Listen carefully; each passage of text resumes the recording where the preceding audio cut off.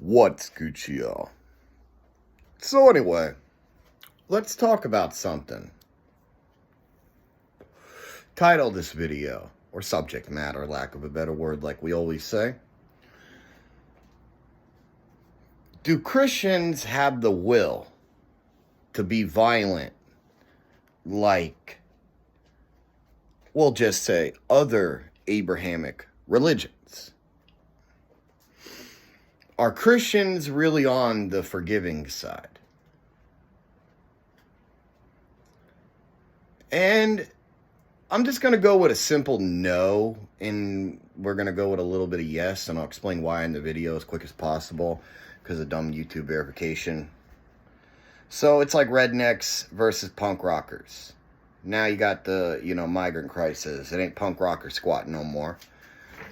Like some people that were, I guess, atheists and just trying to be about rock and roll and all that, problem with that, with the religious extremists. Now, were the religious extremists Catholic? I don't know, maybe some of them. But the hardest part of Christian nationalism, people would think, is just your small town people. And there's Catholic churches in small towns too. When we think of Catholic Church, we think of the stereotype, like Roman Catholic, Ireland, places in Europe, or like rich churches in New York. But it doesn't always go like that. Excuse me, energy drink and soda I was drinking. So, the main thing about this video is, if Israel becomes a Canaanite and satanic country, they go back to their native roots, which is a big belief that the Catholics have, is that the Antichrist will be a J-E-W. And it will come from Jerusalem in the Mount.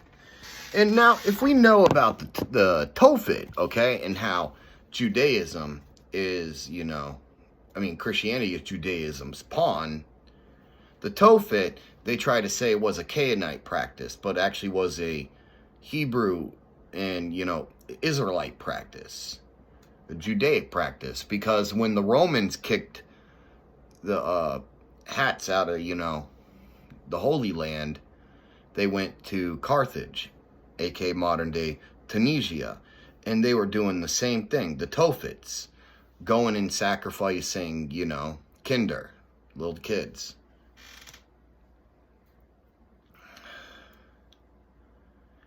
And my grandpa said something to me. He said, you'll see it in your lifetime, but maybe not his, that the Islamic religion will be a minority. Like, you won't see as many people, converting or even being a Muslim.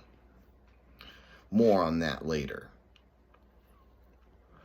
Because mainly this is about prophecies and debunking. It's like when they say the Nile, or not Nile, the one of those lakes or seas, I forgot what it was called, that they said dried up, and they heard like fallen angels, scream out of these little tunnel caves. Well, just like frickin' people put a frickin' mic, in the Pacific Ocean and thought it was Cthulhu, or people that put a mic underground and they thought it was the devil. I mean, you ain't fooling no one.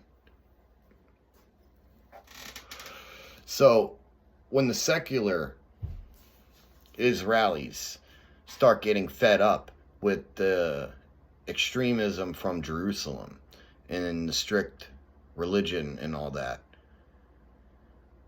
will we say they come from Jerusalem like the Catholics believe? No, that's not necessarily true. Could come from Tel Aviv. Could be from Jerusalem because they're tired of their BS. But when Canaanite and, the occult starts coming back in style again, what's going to happen is the Orthodox and unorthodox, you know, the ones from Jerusalem and more of the strict religious cities are going to die out. And the Christians, like what I was trying to say, are they capable of violence? Well, if there's a struggle where we win, okay, this is why we got to be careful about thinking about just winning right now, that Christians will start using violence towards pagans and towards other Canaanites. Christianity would be the only religion left, because I don't trust in Christians. So let's say Israel becomes the first satanic country, and to prove that Satanism is actually a democracy and it's actually not as sickening as what the original Bible teached and stuff. The flag goes from, you know, white and blue to black and red, same stripes, just instead of Star of David to be a Eastern Star and upside down pentagram. That's when you start seeing, and when the laws get changed and stuff like that, and when you go after these bots, this is why I haven't gone after all the radionics, just the government ones, that we see the real violence manifest with Christians. Excuse me, y'all. Alright, there we go. Lighting my next cigarette. So, basically, this is why, like, when it comes to empire and blood, we pick certain places to conquer, because this is why the U.S., you know, it expanded its territories, you know, because they know when a country is dying, the only way to save it is to split up it into territories, or to basically expand as an empire. This is why the Ottomans lasted long, because every other Islamic regime did not last. The Ottomans lasted for several hundred years.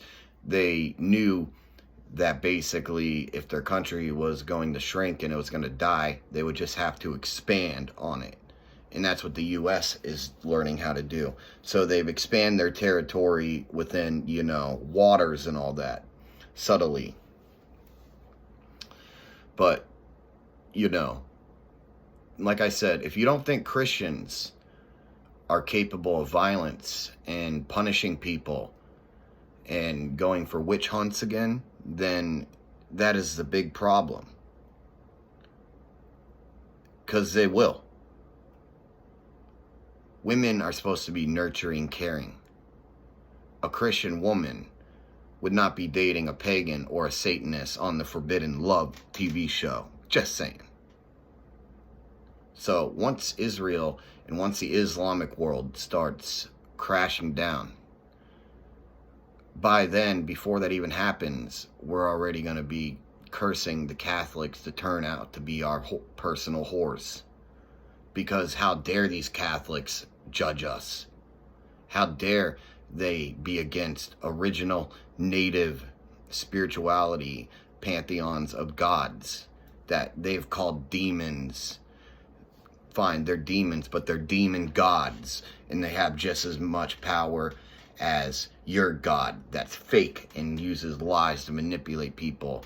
The goddess that was taken out of the Bible, for example, Barbello, who was actually the feminine creation, who actually had more power than the name of the gods of the original Bible that were manifested. Like, okay, so Elohim, Genesis is many gods. I don't know all the names, but yeah, Elohim, Genesis, many gods is what it translates for. Exodus, the bloodthirsty war god.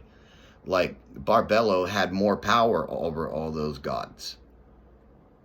And they tried to take this out of Gnosticism and, you know, the Bible and things itself. It's like Vril. Vril is the masculine energy. Well, then Barbello, for example, in Christian terms or like Judaic terms, because those are all false egregor religions, she would be the goddess of that religion, because without a goddess, God would be impotent. and goddess without a god would be sterile. So even in the Christian religion, which people falsely worship and don't even know what the hell they're talking about, they're worshiping a god that's weak because it's just called God. If they knew the names, they knew the translations. And, you know, it's like Lilith Samael, the first woman and man. Or, you know, yeah, one of the first man, Samael. Then, you know, you got Adam too, Lilith and Adam and shit. Like, all these came from different tribes at one time. And they used violence. So once countries and once, you know, demographics and religion starts changing, this is where you're going to see a lot of violence. Look at England and the UK.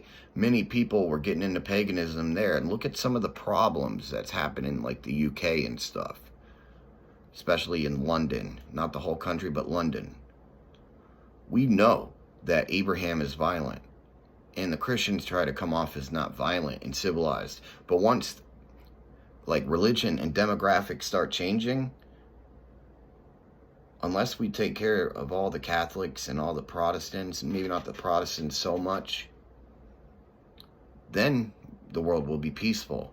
But then again, the Christians have kept the devil in business, so maybe it would be fun to toy with them if we can start getting back into the occult, all of us, gringos and blancos, and honorary Aryans, and then, you know, just whoever we can consider an ally.